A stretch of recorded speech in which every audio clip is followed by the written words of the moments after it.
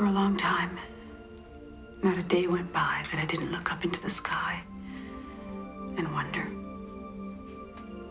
Each time that I return to Earth, my thoughts are filled with you.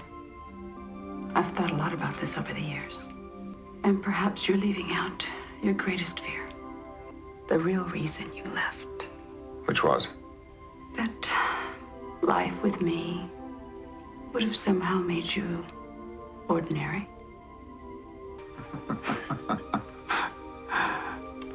You're wonderful. And am I that transparent? Only to me.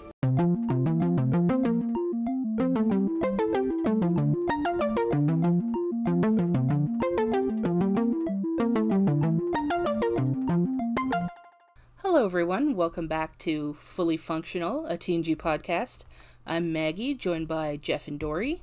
Yo. Jeff and I are Star Trek nerds. Dory is a Star Trek novice.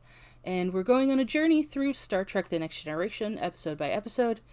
Today we'll be talking about the episode We'll Always Have Paris. Ooh. Original air date April 30th, 1988. And we will go to Dory for the recap.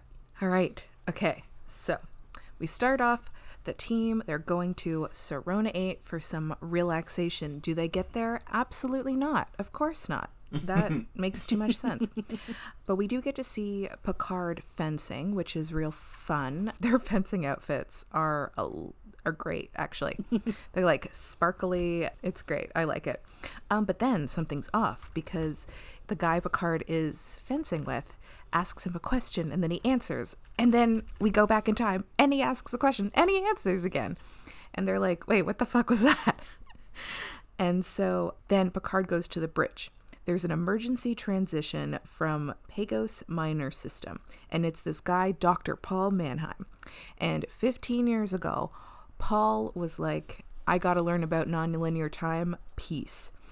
And so Picard immediately, something's up. Because Picard is hitting himself with a towel for some reason. It was very distracting. I was like, what are you doing? But this affects Picard, like, in his soul. Yeah, Troy can sense it.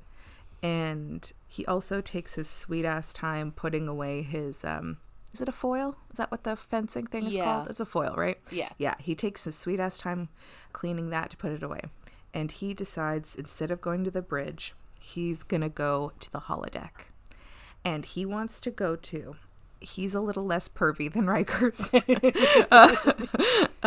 request of but still very holodeck specific. Thing. Yeah, I on one hand, I do appreciate this, how specific they get. But on the other hand, it's like, what? Like, okay, in Picard's case, I get it because he wants to go back to a specific moment in his life. Riker was like, no, he just wants that specific time. So yeah, Picard says Paris, Café des Artistes, 22 years ago, April 9th. And then he goes 1500 hours and then 3:00 p.m. for those who don't know how to I noticed that. deal the time like in both ways. Well, no, you see, he was speaking to the computer and the computer had to know, okay, wait, does he want 1500 hours or 3:00? Because in my head, those are different things. I think, honestly, I think that they said 3 p.m. for American viewers. Yeah. Because, I mean, I only know the time like that because I was a travel agent and that's how they time things out. It's like 1700 hours, 1900 hours, whatever. And so I know that timing because of that. Otherwise, I would not have been able to remember it, or it would have taken me a while. It wouldn't have come into my head.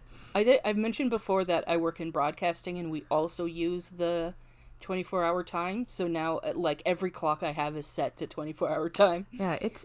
I find it's kind of easier. I mean, yeah. I now know. For any of those out there who are not sure, just basically, in my opinion, the easiest way is just subtract 2.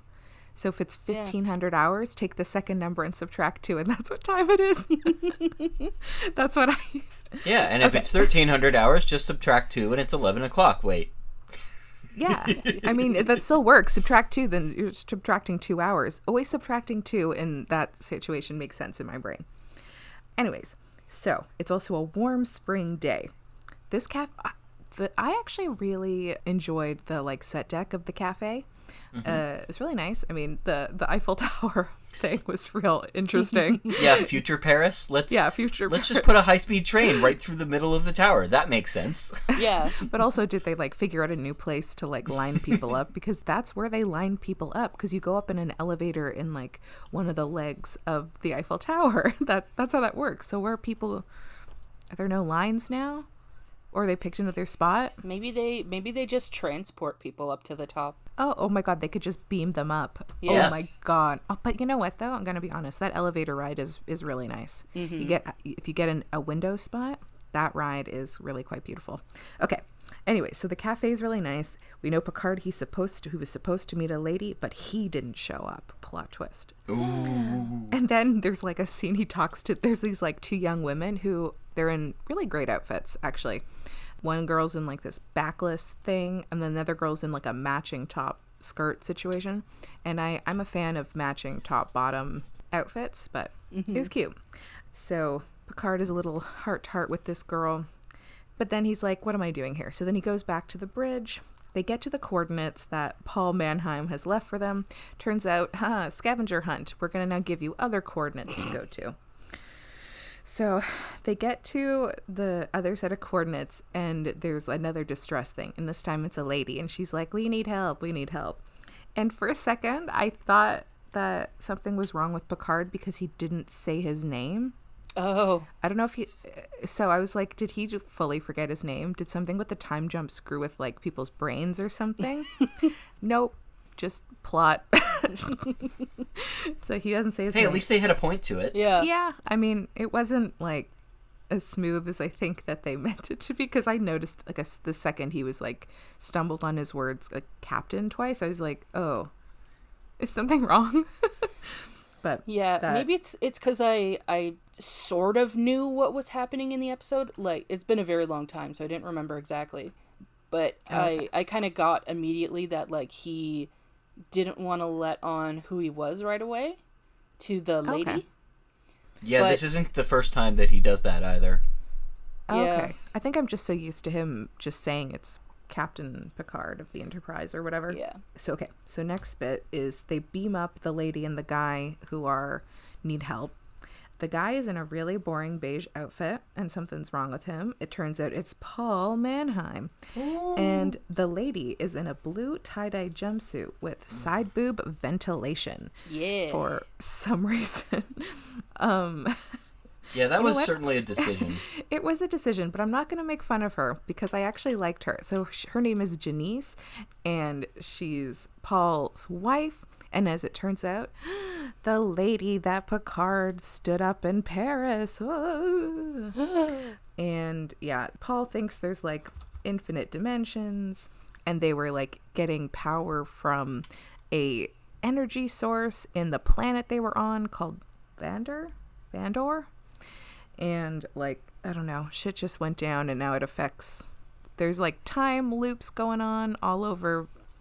I don't know. This whole science bit was like really like right over my head. I mean, before we get into it further, they do play fast and loose with science in this, and I am definitely going to criticize that later, but I'll let you continue first. Like I get the main idea. This like thing, they found something, they like cracked it, and it like opened up like not a portal, but like something to other dimensions, and so time's all fucked up. But like Paul's like in one of those, like he's ill, he's like injured or ill, but we don't know why, because reasons.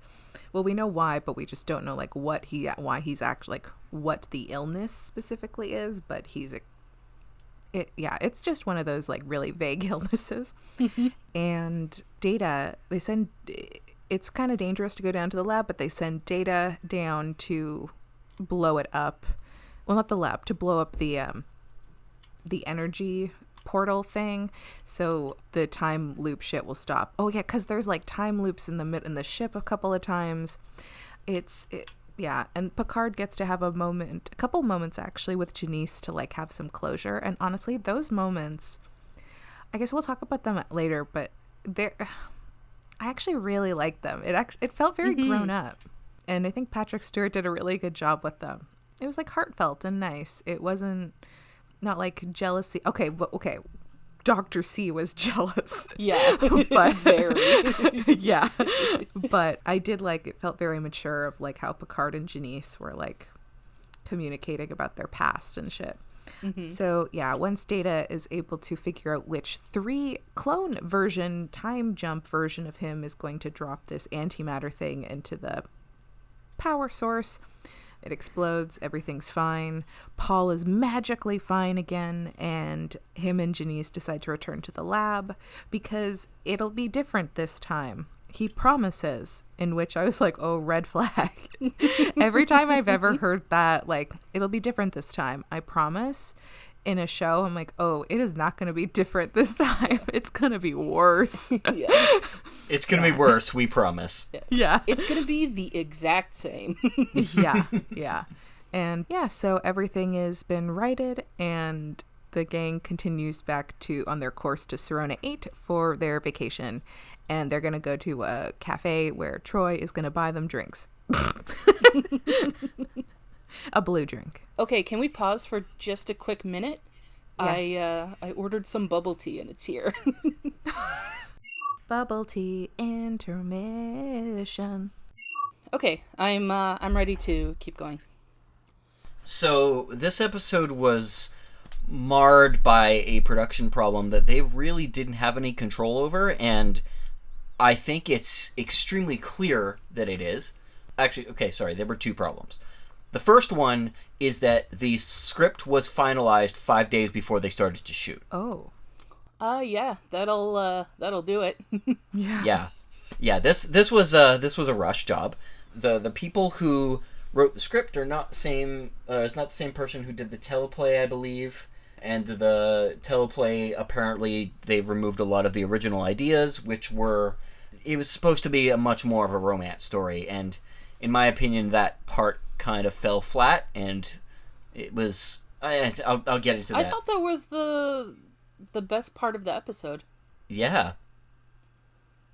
What? You said that the romance part fell flat. I disagree. Okay, Yeah. that's fine. I enjoyed it. Anyway, sorry. The other problem that they ran into, which was, as I said, something that really was not their fault, they ran out of script. So, I think it might be the story idea that was finalized 5 days before shooting, not the actual teleplay. The teleplay was incomplete because the Writers Guild strike started. Oh. Yeah. I don't know how much you guys know about the big late 1980s TV Hollywood writer strike, but it was very large. It went on for several months. Wait, so does that mean there was a second strike at the end of the second season?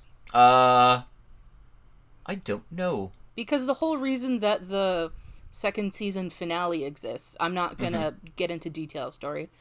The whole reason that exists was because of a writer's strike. Yes, I'm aware. So, was there another one, or was that based off of this one? That could be a different one, then. Good times. Oh, there was also one in like 2005, I think, also. Yes, there was. Yeah. That's why the first season of Breaking Bad is so short. So, the way that they tell the story about doing the end of the episode is someone who worked on the production. I don't know their full name because it doesn't list it here. Their last name is Legato. We just ran out of script, Legato recalled. It was one of those, we'll fix it when we get there things. And suddenly we were there, and the writer was out on the picket lines. The director had never worked with effects before, so I had to do it. I ran it over to Rick Berman's trailer and said, we're out of script. We spent 40 minutes, and we got the writer on the phone, and Rick would say, well, if you weren't on strike, the character might say this. And the writer would say yes or no. I had to make up the direction on the spot, and I came out with handwritten notes. I figured out how to shoot the 3 datas in different time streams with a whip pan instead of an effects shot. Interesting. So, yeah, they basically had to redo the end of it because they couldn't do it otherwise. And, I mean, I don't think I necessarily entirely have a problem with that, because when I was watching it, I noticed the whip pan shot that reveals that there's a second and third data, and my first thought on that was to write it down to be like, hey, that's a great shot. Yeah, because I thought that effect turned out really great. Yes, I agree. but it's very clear by that point in the episode that there are writing problems in it. Yeah, I actually enjoyed this episode. Yeah, me too. Yeah, I ended up liking it. It's usually an episode I skip, but I actually enjoyed it. The only thing that disappointed me was I thought the romance went deep enough. I felt that was a decent balance, but the actual, like, science mystery was, like, kind of inconsequential, and I wanted more of that. It didn't, like, I wish there was more time loop things, because we see, like, 3, and if it feels like if it's something that's more urgent, like, it just didn't seem like the stakes were that high, even though they're telling us the stakes are high. I'm like, I would have loved to keep seeing these time loops and repercussions of these time loops. I mean, the ones that they did actually looked really good. Like the one Picard, Data, and Riker in the elevator, and then them Meeting in the hall. themselves, Yeah, I thought that looked great. I just wish, like, there would be more or some kind of consequences to the time loops, because we really didn't see any consequences to these time loops, just people being like, oh, it's a time loop. Well, also part of the issue is that while they were dealing with all the romance stuff, they seem to completely forget any of the urgency of the main plot of the episode. Oh, 100%. Yeah. And like that's what I felt didn't really land, because like Picard and Janice would go and, like, you know, go to settle their issues or something like that in, like, let's say the observation room scene and whatnot. And it's not that there's a problem with the scene. It's just that the episode has laid down that there is this urgent, very pressing matter that's, like, everybody's in the middle of dealing with, and you guys don't really seem to be worried at all. It kind of feels like 2 completely different episodes. Yes, and they don't mesh together. I really did not like Dr. Mannheim's entire approach to describing the phenomenon that he was experiencing. I want to go into a little bit of a rant here about this, but this episode feels like the original series to me, and that's not a positive thing in this case. The costuming was a very weird decision that doesn't look period specific for when it was made. It looks like the 1960s, in my opinion, because that is the same kind of outfit that we would see on many characters back in the original series in the 60s. Mannheim's outfit, yes, for sure. Janice's outfit, I think I'm kind of half and half on it. I don't think the color matched anything that we've seen in Star Trek before or since, in TNG specifically. Well, I think that she was, like, made to, like, really stand out. Definitely. Which is why, like, her coloring and lighting is so different from everybody else. But the impression that I got from it was that it was screaming the original series era. But also the scenes between her and Picard, they also weren't really consistent with the Picard that we know at this point in time. Now, given we're still getting to know him because we haven't had a lot of, like, deep Picard exploration. But I think one of the things that frustrates me the most about this is they had a great opportunity in that bad episode before Yar died, where they could have explored this Crusher-Picard dynamic. They deliberately didn't. Like, the producers were like, no, let's, like, ex-nay that. We're not doing that exploration. And now they're alluding to it absolutely, like, as directly as possible 2 episodes later. Yeah. There is no consistency across that. And I realize that this has a lot to do with what's going on behind the scenes. In this episode in particular, it has to do with what's going on behind the scenes. And I know that the people who wrote the story for the episode, they were going for a romantic episode. That's what they were focusing on. And supposedly the teleplay writer removed a very big portion of that. So, I don't know, maybe I went into it a little, like, expecting one thing and then getting something else out of it, but the disjoint between the stories, coupled with the fact that these characters don't really seem to fit in this era of Star Trek, it doesn't really do it for me in the same way. And sorry, I sidetracked a little bit when I was mentioning Dr. Mannheim, but the way that he describes the phenomenons that he's experiencing is like he's touched God, and it's a little too on the nose with, like, the kind of metaphysical stuff that they've gone through with Star Trek at this point in time. And I just, every time that he started speaking about it in a non-scientific manner, but in more like an, oh my god, I am awed beyond belief manner, I was just like, dude, shut up. I don't want to listen to you. I absolutely agree. I did not. Yeah? I didn't like, I was like, can somebody just smack him with something?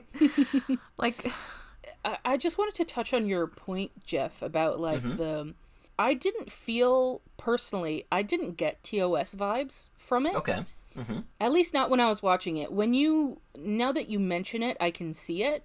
But when I was watching it, I didn't feel that at all. Okay. And I didn't feel like the stories were disjointed. I just thought like they didn't develop the mystery portion of it as well as they could. Because like I know the science is bullshit, but I was really intrigued by that part of it. And then we get to the end of the episode and I'm like, oh, that's it? That's fair. So while I was watching it, for me personally, it didn't feel disjointed. Like, it makes perfect sense that because they're just kind of waiting for things to happen. Like, they kind of say that they have some time in between when they need to actually do shit. So within that time is when Picard and Janice deal with their stuff. Right. Okay. You know, so to me, it didn't feel like they were ignoring an urgent matter. It was like they took the opportunities when they could to like kind of confront their past.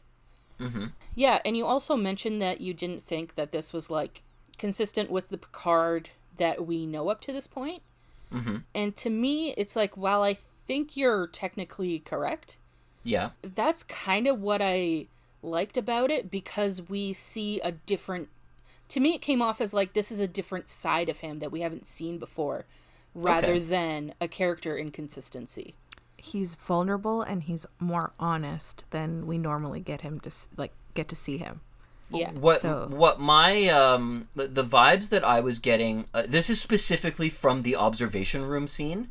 I think you could have put movie Kirk in that scene instead of Picard, and it would have played exactly the same. And that kind of frustrated me.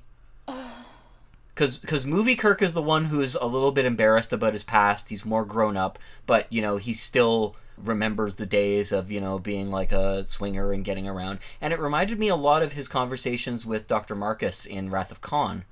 And I don't know, something about the fact that I was already leaning towards this feels like original series to me definitely put that in my head. I mean, yeah, I guess like I could see movie version Kirk doing that, but yeah, it just, to me, it still felt like Picard. Like, like nothing felt off to me about it. It's just like, fine. Oh, we haven't seen this part. And like, maybe it's also colored by the fact that I know what they do later. And this isn't really a spoiler, but we basically just find out that Picard was a bit of a wild child. Yeah, and this doesn't really fit with that very well either. In his youth.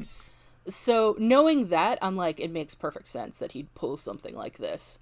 Okay. And the way he deals with it, I thought was like, the way they talk, I thought was very charming. Yes, I do agree with that. But that's why I said you could have put movie Kirk in there, because movie Kirk was charming in his own way as well. Oh yeah, but so is Picard. And the thing is, the fact of the matter is like, sometimes you do communicate differently with different people.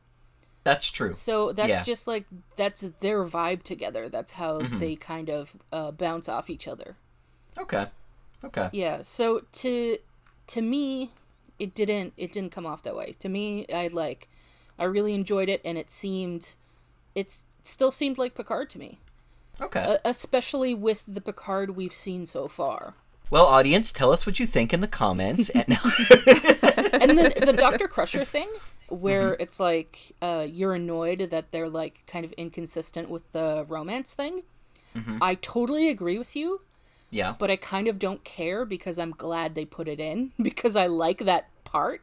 I do like that part as well. I think that it could have been, it could have had a lot more weight to it if they hadn't skipped over a way better opportunity to explore this 2 episodes ago. Oh, totally, 100%. Yeah. I mean, they basically imply in this episode that Crushers had like long-term feelings for Picard. It's like we literally had time where they could have. They don't imply; they directly state it. Well, yeah, yeah. So like we know that she's got feelings, and they basically are like, "Hey, but we're gonna pretend what happened a couple episodes where like that would have been the perfect time to develop this romance. We're gonna pretend it doesn't exist." Yeah. It's. Also, Yeah. can Troy, like, stay out of people's business? I noticed that. It's like, it's very clear that Dr. Crusher does not want to talk about this. And she's just, like, poking. Troy But you have to tell me. Troy at the beginning of the episode also, when Picard's still in his fencing outfit, she's like, "Hey, can we talk for a second?" Yeah. Although, in some fairness, she tries to have the conversation in private, and Picard's like, "We don't need to do that." Oh, yes. Yeah. But it was still weird that they talk about it on the bridge. I'm like, did they just not want to put together the shots to have them move into like the ready room or something?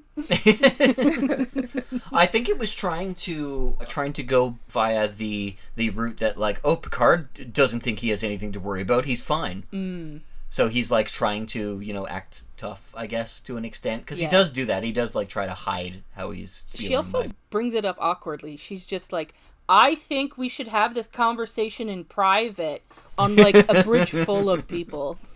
And it's like, dude, it's like, sure, you're not saying what it is, but you're putting them on the spot a bit. Very accurate. I can also picture like Data turning around to like listen. Yeah.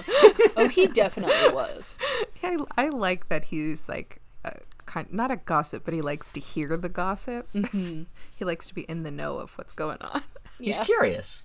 I love it. Yeah. Also, okay, I get that Troy is a therapist and she's people's friends, and that like the whole point of a counselor and stuff is to kind of get you to confront feelings you don't really want to confront. Like that's part of their job. But it just seemed like she was trying to poke at things deliberately, not in like a helpful manner.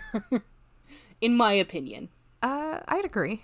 It's just like it's not the time. I don't know. I also find like it's hard for people to accept like help if they don't realize they need help first. Mm-hmm. So for her to like confront, being like, you have a problem and you need to discuss it. Most people are not going to be like, okay, yeah, let's talk. They're going to be like, they're going to be defensive. Yeah. Like I think she says, like I wrote it down. She goes, confronting deep personal issues is not easy for you. You tend to suppress them. And did she think he was going to be like, all right, let's sit and talk now? Yeah.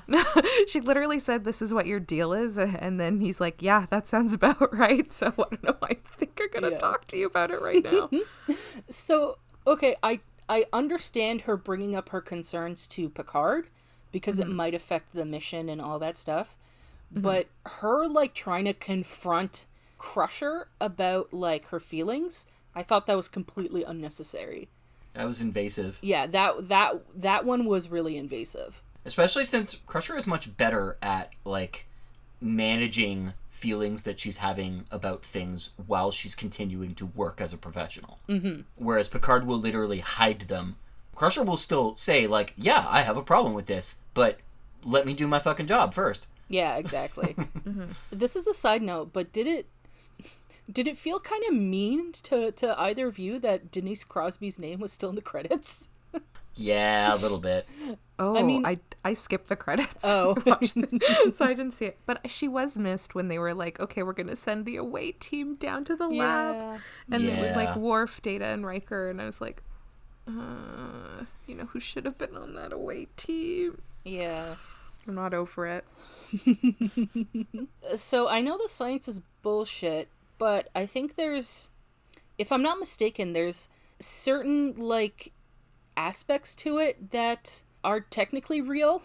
Do you want to have a talk about the science? Because I have thought extensively about this. Oh yeah, I'm trying to segue into your science thing. Okay, so I could give you a rant if you like. Yeah, so I just wanted to ask a couple things.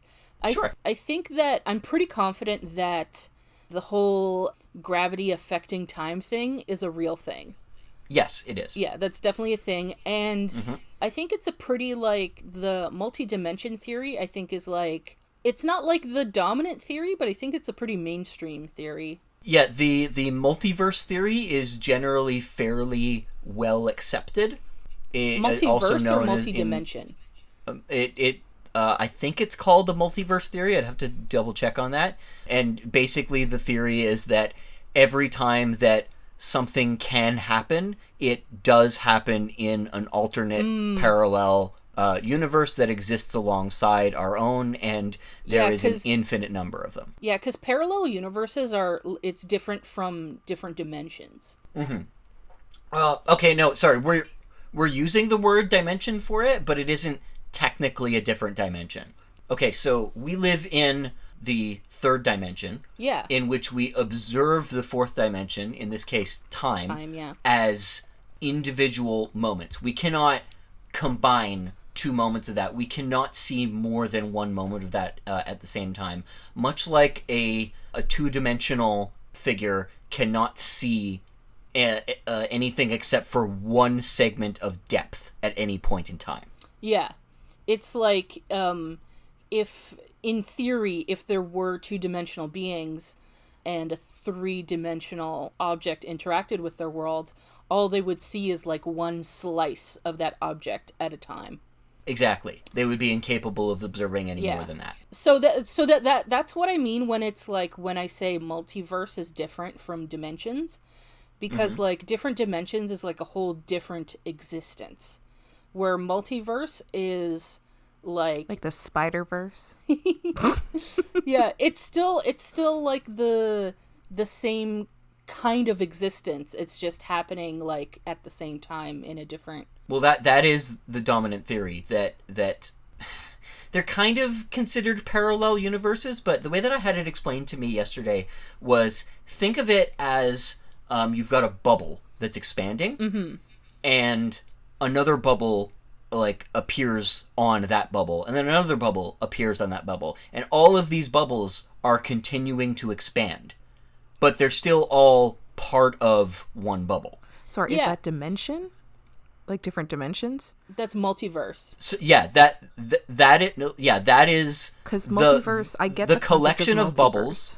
The collection of bubbles is the third dimension in which all of these possibilities exist. Yeah, exactly. And then, like, that's what I'm saying, is that, like, multiverse is different from multi-dimension. Oh, yes. Okay, yeah, sorry. Yeah, that's been my whole point this whole time. Okay, my bad. Yeah, so... so it's not that some... I forget where we started with this. Okay, sorry. So it's not that something else is happening in another dimension. It's happening on another plane of the same dimension. Yeah. Okay, exactly. Cool. So we're settled on that. Whoa. So there are problems with that in this particular episode. I remember where we started now, why I brought this up.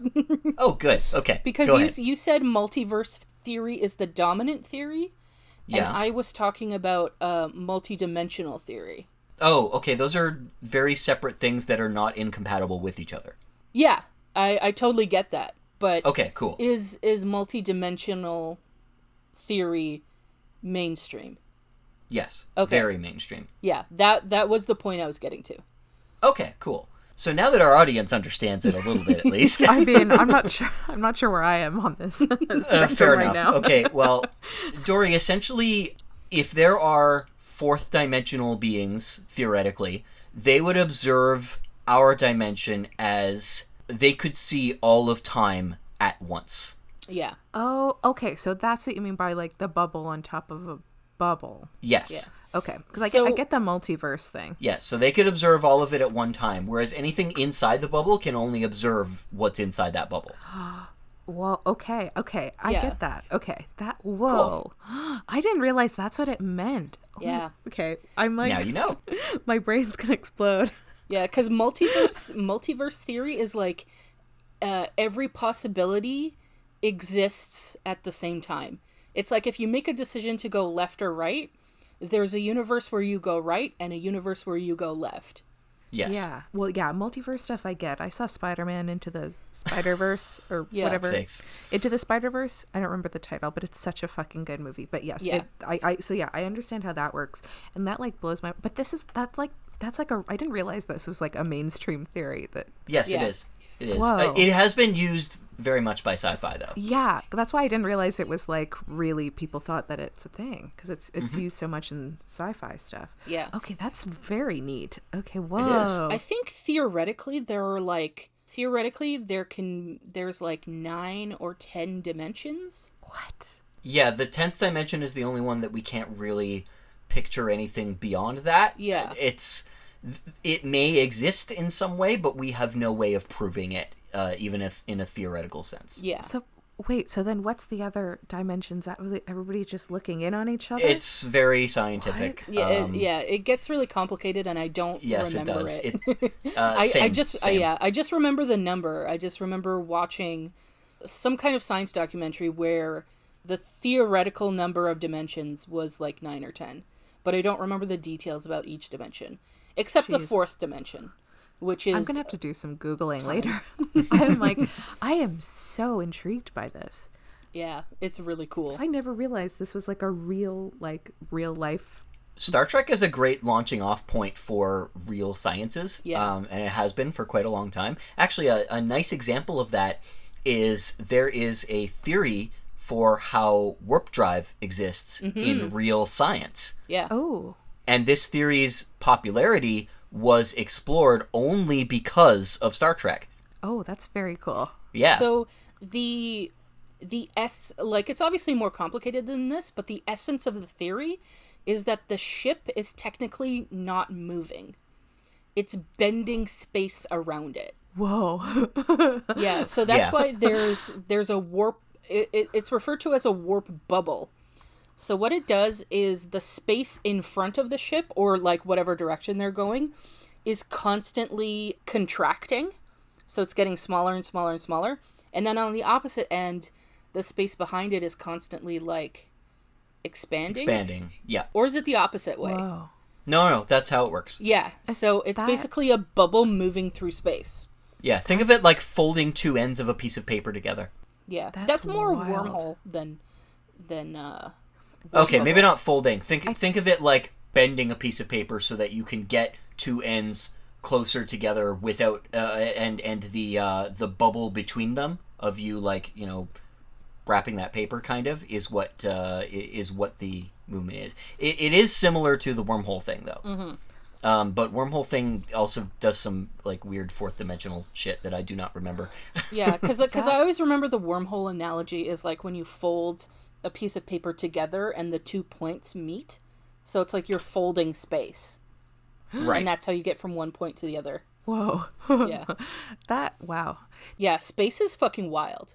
Like, I mean, I can picture, like, I don't remember what show or movie, whatever I saw this in, because there's so many space stuff that do, like, warp speed stuff. But I remember, like, seeing a spaceship and something where it kind of, like, it looked like stuff around was sort of being sucked in, if that makes sense. And that's kind of, like, what I picture when you're explaining it. Like, so the ship stopped moving and then stuff sort of gets sucked in and then it, like, propels forward really fast. yeah. So, like, the imagery of what you're explaining, like, that's what it, like, I that's how I sort of picture it, like, that it matches up with how you're explaining it, because, like, it does, like, the area around sort of being sucked in, it's, like, it's preparing to, like, go, so the ship isn't moving, but everything else is getting ready to pull forward. So the issue is that according to, I think it's relativity, nothing is capable of going faster than the speed of light. And the closer that you approach the speed of light, the more mass that you have, to the point where it is impossible to reach past that speed. Which is why other sci-fi, including Star Trek, likes to play the time travel card, where if you go faster than light, you actually have to go backwards in time. Oh, okay. Yeah. I didn't know that one. Yeah. I'm not a huge fan of time travel stuff, so maybe that's why. Oh, you're going to see several of them in Star Trek. Because, like, when you start getting around the speed of light, like, crazy shit happens. Yes. That's why, like, there's, like, the Hadron Collider thing. Yeah, that in Switzerland. Is that like relevant to this, where they have like the atoms running at each other? No, that's particle acceleration. they were trying to find that's the God a particle. specific. Never mind. That's a whole different thing. Yeah. So the Higgs boson, which is what they were looking for and found, was, I believe, correct me if I'm misremembering this, I believe it's the thing that's responsible for giving things mass. Yes. Yeah. Yeah, so anything that like is a physical thing, the Higgs boson is the reason it's tangible. Okay. So then with the speed of light stuff, so like what else can happen if you're like close to the speed of light? You actually age slower, I believe. Yes. Time moves at a different rate depending on your mass and speed, because the gravitational forces when you're moving at that speed are, keeping in mind this is also very theoretical because like we can't prove it, obviously. Mm-hmm. Yeah. Not very easily anyway. So the issue is, I had this explained to me very well by one of our listeners yesterday actually. So imagine you are running forward and you are firing a bow and arrow at the same time. Mm-hmm. When you fire that bow and arrow, or you fire that arrow rather, the arrow, because it has mass, is going your speed plus the speed at which you're firing at. Yeah. Mm-hmm. If you are holding a light bulb and running forward, the light from the light bulb is still emanating at the speed of light. It cannot go faster. It cannot go the speed of light plus your speed. Yeah. And that is because light is an energy which has no mass. Yeah. And Whoa. what's crazy about light is that it is both a wave and a particle at the same time. Yes. That's so cool. Yeah. Mm-hmm. It's been described to me as like, it's basically like packets of waves. Whoa. Like each particle is kind of a wave in itself. Package full of waves. Yeah. Package That's full why of light is like so crazy. That's so neat. I wish they taught me this in like high school science, or else, like I would have been more interested in like taking science or going more forward in science if like this stuff was introduced. This is so neat. Yeah, it's Whoa. wild. So like to build on Jeff's bow and arrow analogy, if the person with the bow and arrow somehow was able to go at the speed of light and then they shot the arrow could not go faster than the speed of light. The arrow would travel damn. at the same rate as they did. You'd be racing the arrow. Yeah. Yeah. Arrow might even hit you. Oh, damn. Oh, that's so neat. Which is why the theory is if you go faster than that, because you're technically incapable of doing that, then something obviously isn't working the way that it should. And in order for you to actually go faster than the speed of light, you would have to be traveling through time differently, which is why the theory goes that's how you go backwards in time. Yeah. So the way you get around that is by bending space. Whoa. So that the 2 points, so that where you want to go isn't as far as it is if you're not bending space. That's so freaking cool. Yeah. Oh my gosh. Now I just want to like look up documentaries, but we're recording our podcast today, so sorry. I'm not kidding. You should look up Carl Sagan's miniseries. Oh, I'll write that down. Yeah. Sorry, you might hear some noises of a paper. Carl Sagan. Oh, what was it called? I don't remember. But it's pretty famous. So it's from like the 80s, I believe. But a lot of it is still relevant today. It'll like introduce space you stuff, or it's like light year stuff, or not light year, light stuff. It's a lot. It's a big collection of scientific things. It's called Cosmos. Yeah, it's about like space and physics and stuff. Oh my gosh, I watched the Neil deGrasse Tyson one a couple years ago. Yeah. Yes, they did do a reboot of it. I've heard that one's kind of like gotten mixed reviews to an extent. Like it's still pretty decent from what I hear, but not to the level that the original one was. I mean, for sure. Carl Sagan was kind of like very special. Yes. I really liked it, but I didn't have anything to compare it to because I obviously haven't seen the original, and I'm That's fair. not I'm not someone who is an expert on any of these topics. Yeah. Well, So- it's also important to keep in mind. I'm going to use this to segue back into the episode discussion. Actually, Oh, it's important yeah. to keep in mind that the science that's presented in the original Cosmos series, not all of it is up to date anymore because it's Yeah. been 35 years since it came out. It is good for introducing some concepts, though. Yes. And I just find it delightful to watch. It's very, like, ethereal. On that note, the multiverse theory was much newer at the point in time that that this episode aired. It was still like it was getting there into the mainstream, but I think it was hitchhiking along the discussions around metaphysics at the time. Yeah. Because as I've mentioned before in the podcast, metaphysics was very, very big during the making of early TNG.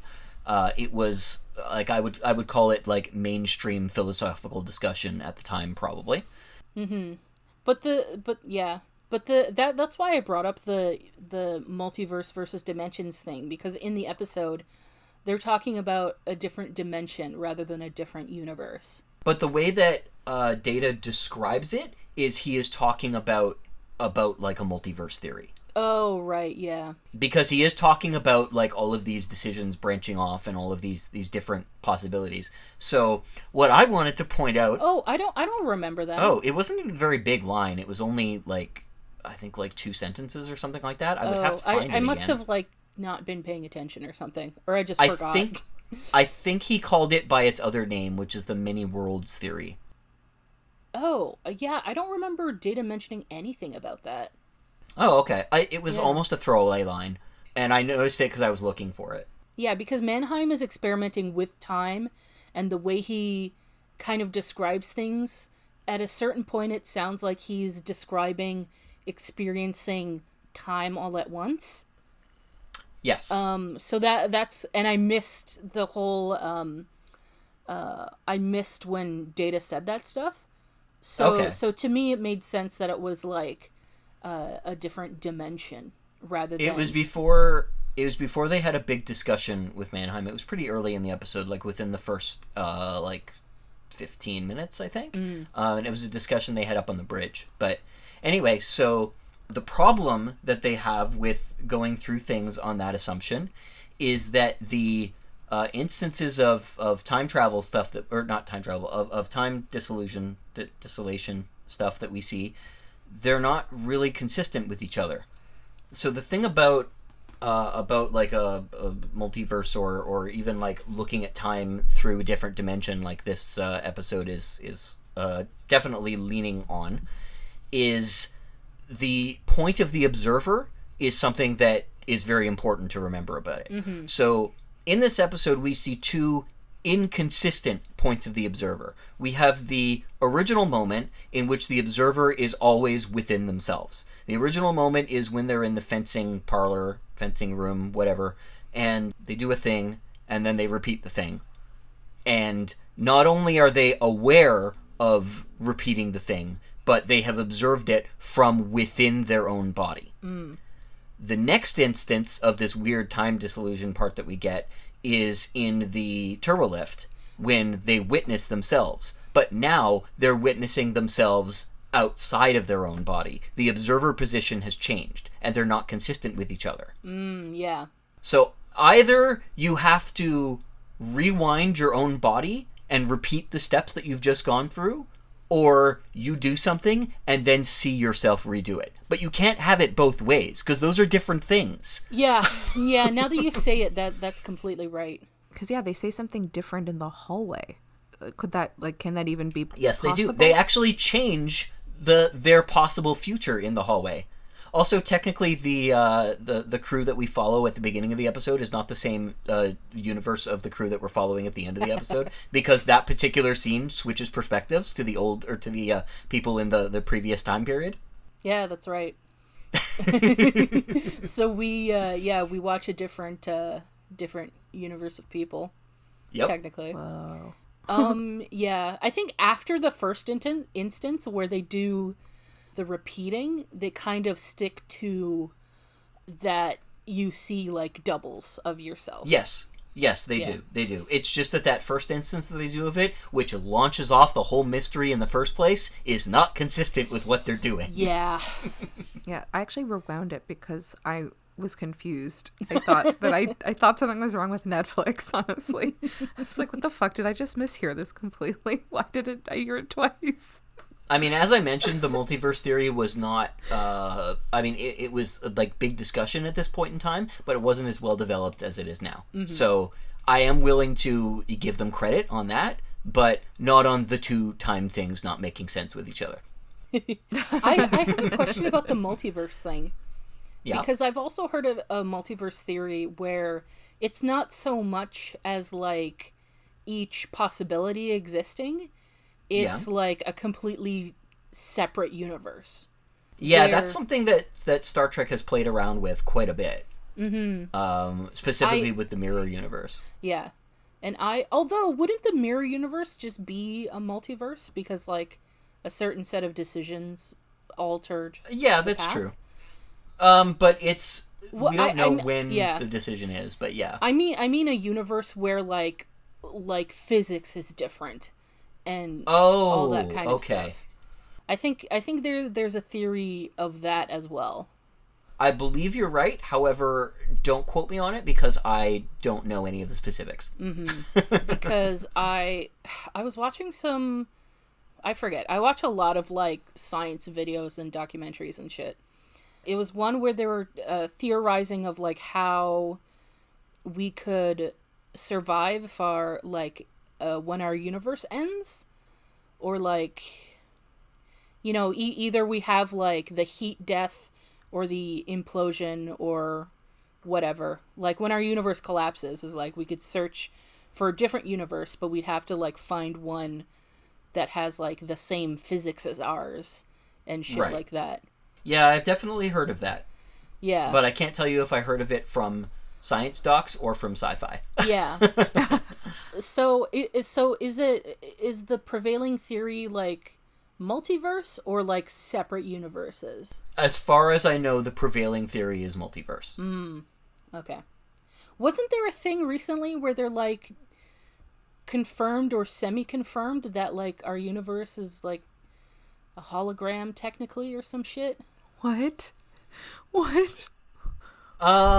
Something like that. It's a not that it's a hologram, but there is a prevailing theory that the way that time works is that we don't technically have all this like free will and whatnot, which is one of the things that I hate about this theory. But that we are just kind of going through the motions of a dimension of time that has already happened, already will happen, already is happening, and there's technically nothing that we can change about it. Is that why we experience deja vu? Probably not. Oh, okay. Okay, if you could see my face right now, like... Dory, don't you know anything? Deja vu is just a glitch in the Matrix. It's also a Beyonce song. But I'm gonna have like an existential crisis. Like, yeah, sorry. No. This is so interesting. Yeah. I'm just like, I'm stuck on thinking I'm a hologram. Yeah. Yeah, I don't, Oh God, I don't know if I want to know how that works. Yeah, because there is a point, like, when you get, like, really deep and advanced in science, there's a point where it basically becomes philosophical. Yes. Which is why metaphysics was so big. Yeah. And the thing is like, okay, if that's true, you know, I'm not one to, like, go against science. And that, like, this isn't, like, fully confirmed or whatever, so it doesn't matter. But I don't like the idea that there is essentially fate, that I don't like it either. have free will and there's nothing we can do about it. So what you're saying is you need a knife so that you can carve no fate into a piece of wood in the middle of the desert. Yeah. So wait a second. If we're going through like a bubble of whatever that's already existed and there's nothing we can do, like we can't change our decisions, then there wouldn't be multiverses then, right? Because each... No, every possibility would still exist within a separate universe. Okay. And it would just be that all of these different possibilities would exist alongside each other, but because of the way that the fourth dimensional beings theoretically look down at our dimension, they would see a complete time stream that has already happened from beginning to end. Therefore, we can't change it. Although we technically, okay, so here's my 10-second not scientist theory. Amateur science time. Is, so if fourth dimensional beings see time and all the universes all together at once and stuff, we kind of do have some free will, because we choose which possibilities we experience. Sort of. Yes and no. So the I think the way the theory goes, don't quote me on this obviously, I think the way that it goes is that all of the decisions that you are going to make are consistent within the particular universe that you are already in. And while you are making choices, you are making logical decisions and all of that, it's all already happened. It's like choose your own adventure, but somebody else decided your adventure before you did. Yeah. Well, I mean, not even that somebody else decided it, but it's very difficult to picture because we can't picture all of time at once. We can only picture it as a series of instances. So it's very difficult for us to imagine it in such a way in that all of the decisions that we could possibly make just instantaneously happened. Yeah. So, okay, if I'm understanding this correctly, we are still making the decisions. There's no outer force that's doing it. It's just That's right. It's just that it's already happened. Did Yes. we just disprove God? I don't know. Maybe God's picking and choosing universes. Yeah. And the thing is Let's not get into God talk. I've heard these are less scientific theories and more like just like sci-fi things. It's like, what if we're all just a video game or whatever? And if there's one thing that VR has taught me is that because before when I hear that theory, I'm like, well, if we were all just a video game or whatever, wouldn't we notice that the graphics are shitty or glitches or whatever?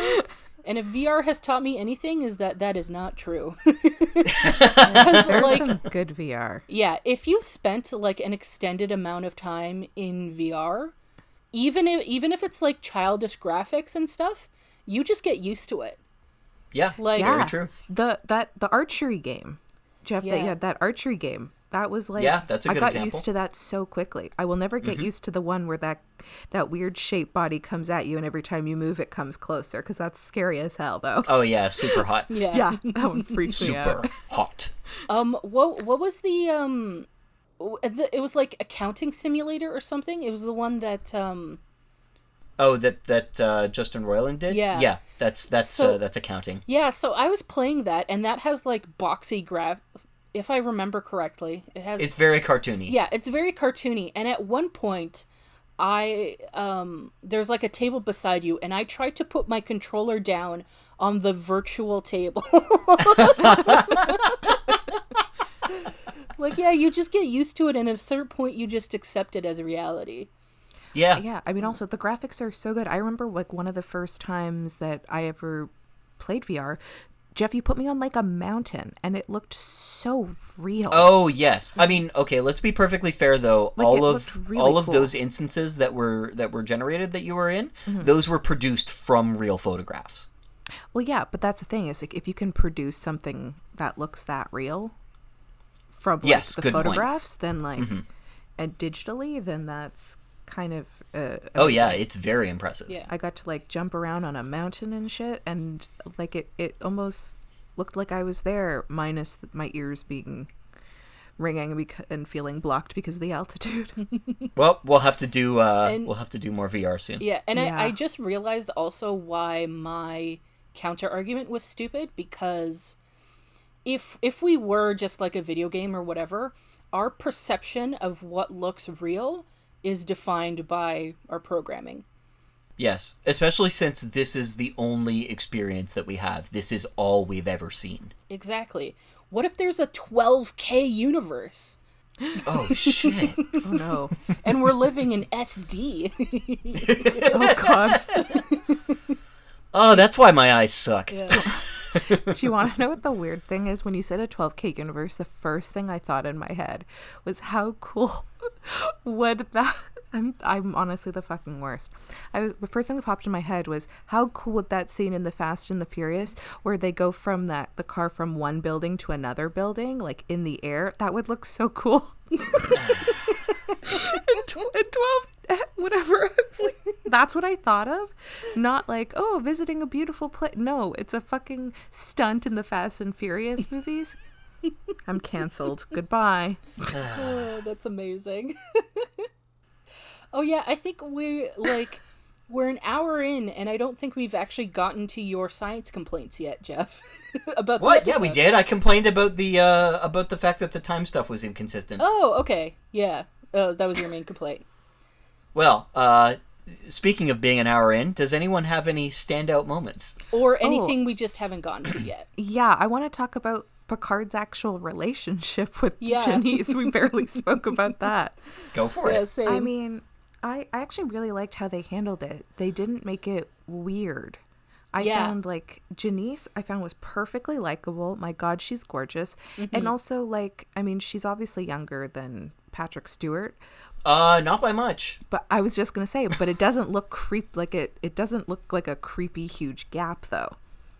So, like, it was almost age appropriate-ish. Mostly. I don't know how old the actress is, but it didn't look like a 20-year-old. Well, Yeah. okay, so Patrick Stewart would have been close to 50 when this happened. I think he would have been like 47, 48. Okay. I don't remember exactly when this was shot. Think about that. Patrick Stewart was 50 in the 80s. Oh my God. Actually, he turned 50 in 1990. Oh, okay. Whoa. Because she was great. I actually thought she was really good in the episode. Yeah, I quite liked her character. And I had a prediction last time that, like, there was going to be moves put on, but I'm actually really glad I was wrong. I was right by a lot of things in my prediction for this episode, but I'm really happy I was wrong about that, because I like how, like, there was obviously some residual something, but nothing that was, like, awkward or sketchy, or you're like, oh no, step away. I think it was just done really maturely, and I give, like, credit for that, because even their very frank discussion in the room where she's like, okay, tell me, like, why didn't you show up? And then he tells her the truth, and she's like, no, like, make it, like, oh, give me a lie. I was like, oh, okay. Yeah, And I then thought he that was actually very tells funny. her, because, like, he tells her the truth straight off, and then he, like, expands later, but it also felt like his reasoning felt really genuine. Like, it wasn't, like, fear. I think fear probably stops a lot of people from doing opportunities that they would typically really like to, Yeah. go towards. So I really like how they handled that. It felt, I don't know, it just felt genuine. Yeah, and my favorite part of the episode was that they didn't cross that line where, like, Picard would, like, try to get back with her or something like that. Yeah, it never got inappropriate. Yeah. And I really like that. And even though Dr. Mannheim seems like he's a bit of, like, a shitty husband in that, like, he gets buried in his work, he does seem to, like, genuinely care for her, and she seems to, like, genuinely care for him. So I like that her, like, the person she ended up with wasn't, like, a jerk or whatever. Because, like, that happens a lot. Where they just, like, justify it by making the other person, like, a jerk. Yeah, I always hate that. That drives me fucking crazy. But It's like, they're two separate people that, like, they're two people that just went their separate ways. And they both had, like, they both have had, like, a good life, Yeah. It's just, like, there's still that little residual, like, I wonder what could have been. Yeah. It was nice. So, I would like to point out that the actress in this episode is actually only 4 years younger than Patrick Stewart. Damn, good job casting. Yeah. Age appropriate relationship. She was a vocalist in the Mamas and the Papas back in the 1960s. Holy really? shit, I know that band. Yep. Okay, I Yep. would have never. Oh, Phillips. Oh my god, I never would Michelle have. Phillips, yeah. Yeah. No, the last name. I never would have.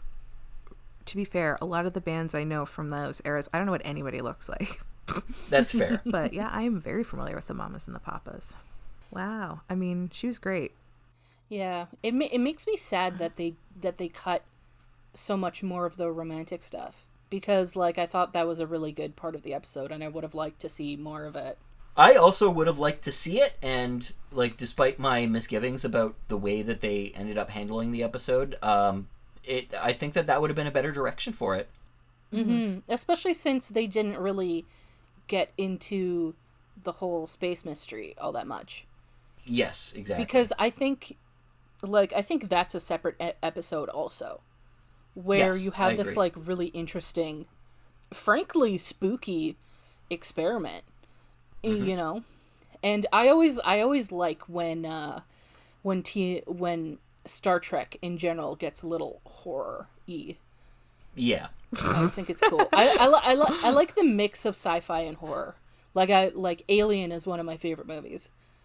In their defense, they do other like weird time mystery stories within TNG that I think are far more effective than this one was. Oh, cool. So I'd say they make up for it. I just like, for whatever reason, like maybe this is just me, I got more of like a little spooky vibe from it than I do in the later episodes, when they deal with like time stuff like that. Okay. I you know what? I know what it is. It's the like really synthy John Carpenter-y music. Yes, I noticed that the soundtrack was really over the top on this one. I liked it because I like that type of soundtrack. Oh, I didn't have a problem with it. It's just it was definitely over the top. Yes, for sure. Oh, and Dory, on your point of Janice's outfit, I really liked it, except that the pants got tight at the bottom. Yeah. It was it's a real interesting outfit. The side boob. It was really nice. It was this might sound dumb, but it was actually like tasteful side boob. It was Yeah. It was no, very I tasteful. get that. And I liked Very it. tasty side boob. Yeah. Because it was really sexy, but she was like pretty well covered.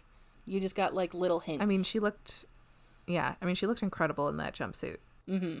I also like Picard seeing and speaking with Janice again. Also, like his rationale of like why he didn't meet up with her. I think it definitely like it makes me understand Picard a little bit more.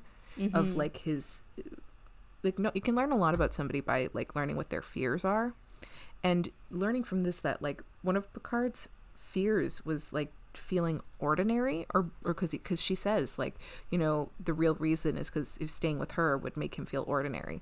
And that's like honestly like really relatable, because I mean, though people want to fit in and everything, nobody just wants to be like, I don't know, like a nothing in the crowd. Picard has always been ambitious. yeah. Yeah, and so this, I think it just says a lot about him, and gives me more of an insight into what kind of person he is.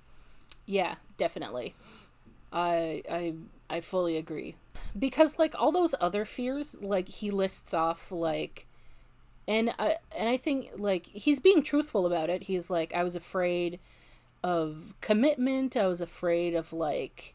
Well, I actually have the line if you want me to. Yeah, read yeah. it. Go ahead. So he goes, it was fear of seeing you, losing my resolve, fear of staying, losing myself, fear that neither of these choices was right, and that either would have. Because all of that stuff is like pretty. It's pretty valid, but it then gets you to the core bit, which is what she says. Yeah, is the reason. Yeah, because the best word I can think of is it's generic. You know, it's like those are pretty like standard reasons that everyone would have, that kind of thing.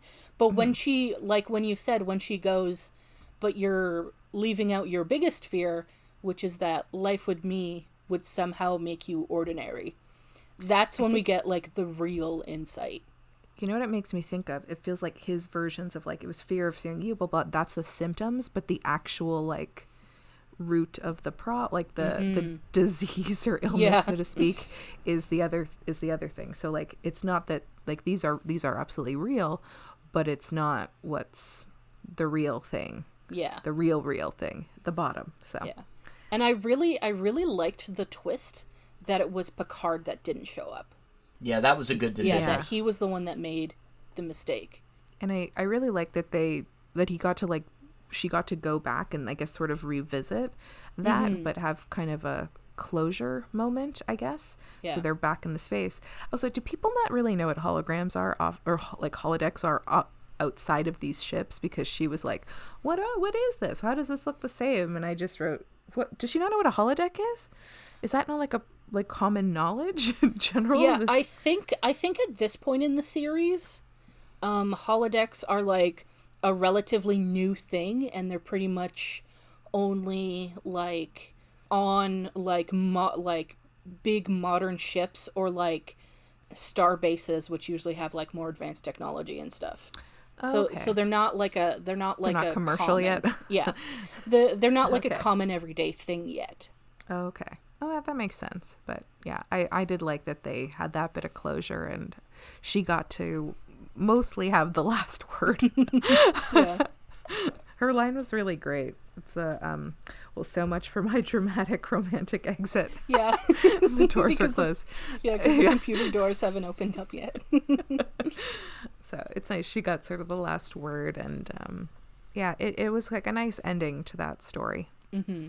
All right, I guess maybe now we can move on to favorite moments. I really liked when Picard, Riker, and Data run into each other in the elevator.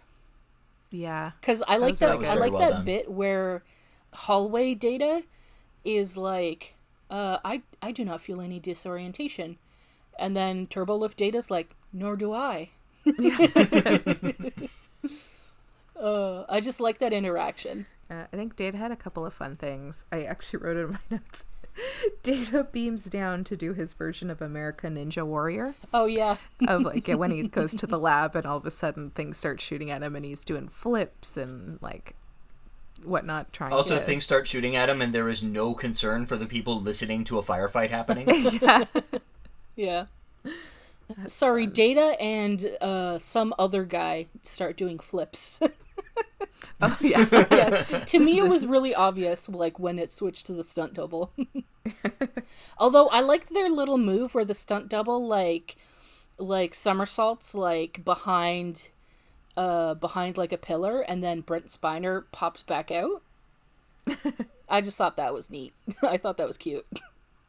I don't know if I have favorite moments, but I definitely have unfavorite moments. Moments that really bothered me. And one of them was Mannheim and Janice's like final scene together, where he's just like, "Oh, I promise it'll be different this time." The way that the dialogue was written in that scene just seemed really like condescending to women in for me, and I can't really pinpoint why, but like, yeah, I think. Do you have a thought?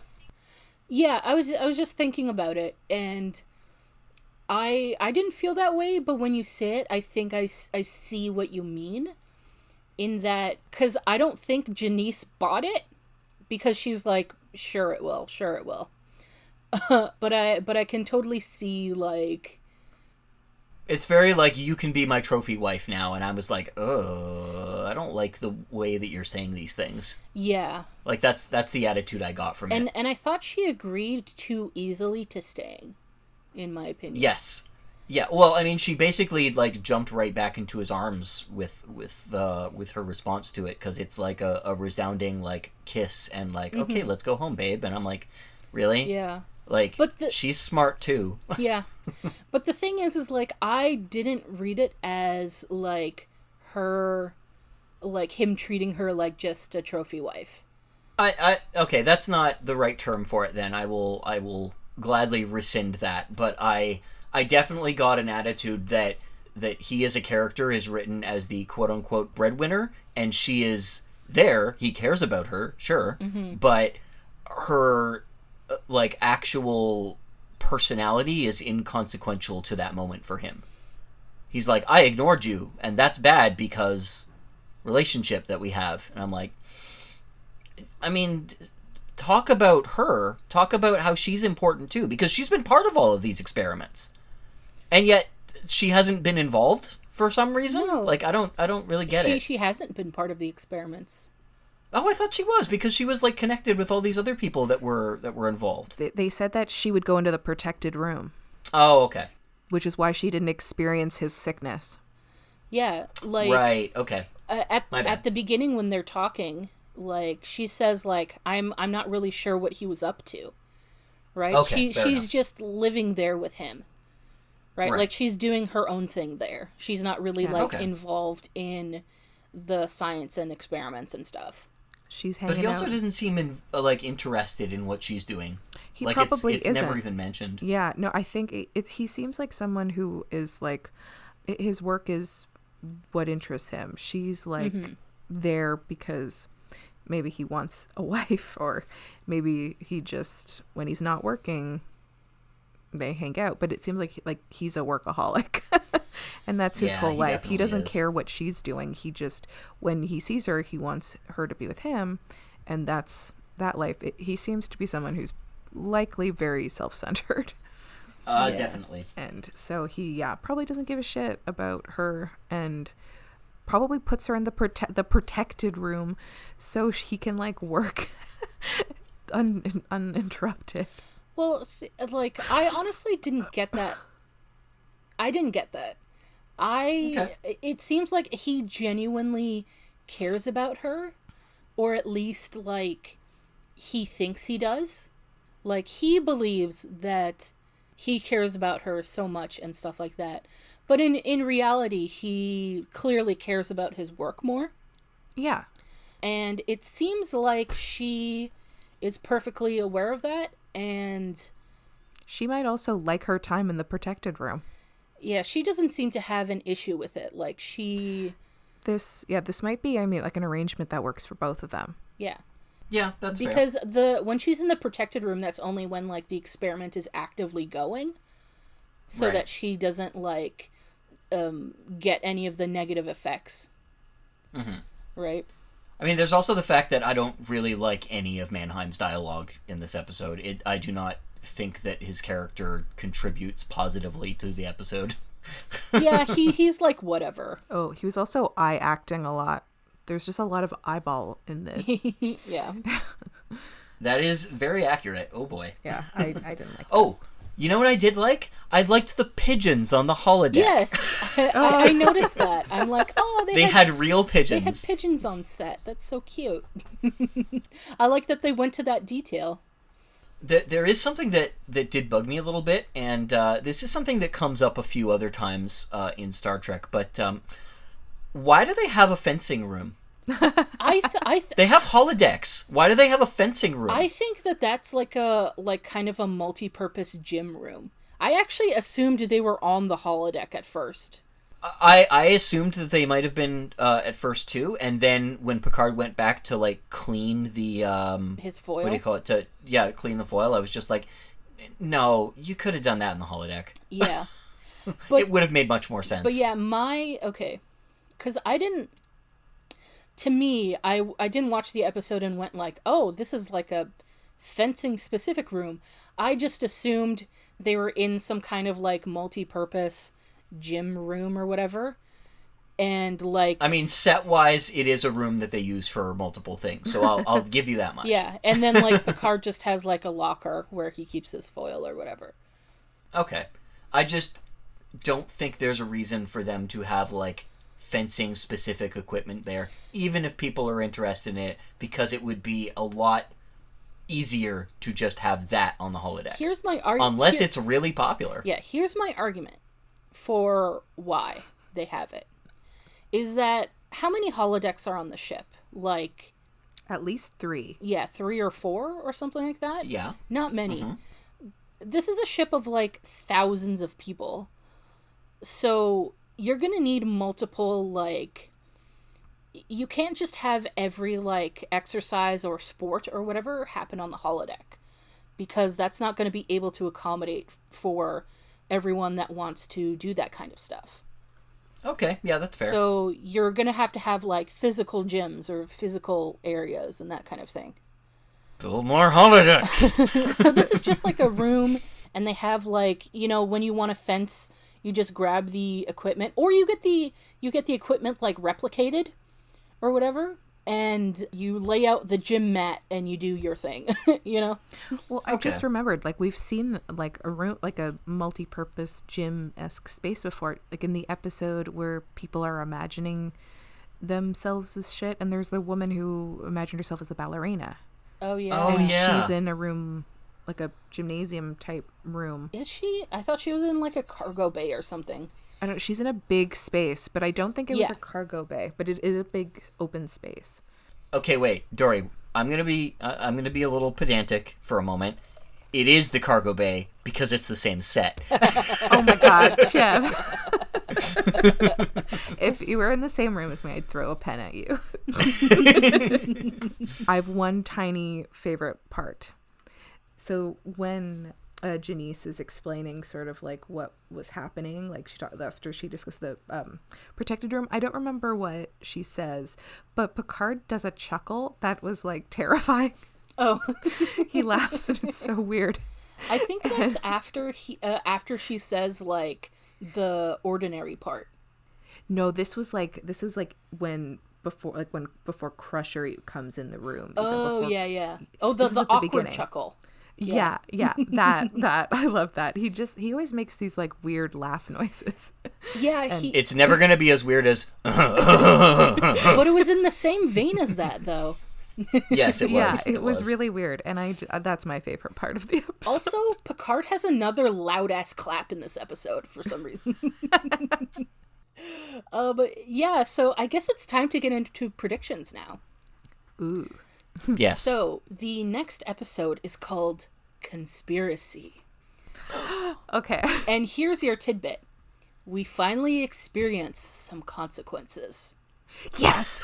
Okay. This obviously has to be related to the guy who said that people. Oh God. Okay, my brain's going like 1,000 miles. Okay, kilometers.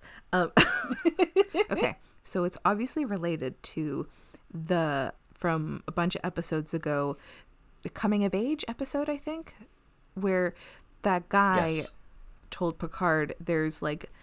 They don't know who it is, but there's some sketchy stuff. Okay, so that's obviously related to this, right? Okay. Oh God. Okay. So, with that all being said, it would make sense to have somebody on the team make them look suspicious. Okay, I'm just gonna throw out left field. Maybe on a planet, people are asking for help. But these are the people, like it's a fake ask for help, because this is the group that is actually trying to infiltrate Starfleet. Mm-hmm. And maybe they're the ones that they're trying to like set up people on the Enterprise. Maybe they're setting it up to like as a mind fuck, so they're convincing everybody on the ship to like think somebody else is really doing this shit and being shady and sketchy. This is like the next step of their plan. Is to like physically either get access to the computers, or like it's just like the next step of like, okay, these are higher up people. And also, it's like, isn't it like a thing to, or at least at the very least, it's like a trope in TV shows and movies where like you set other people up so they don't, so like everybody's suspicious of each other. Okay, cool. Even though probably not. I don't know. I'm excited now. Consequences for actions. Yes. All right, so watch along with us to see if Dory's right. And we'll talk about it on the next episode of Fully Functional, a TNG podcast. Goodbye.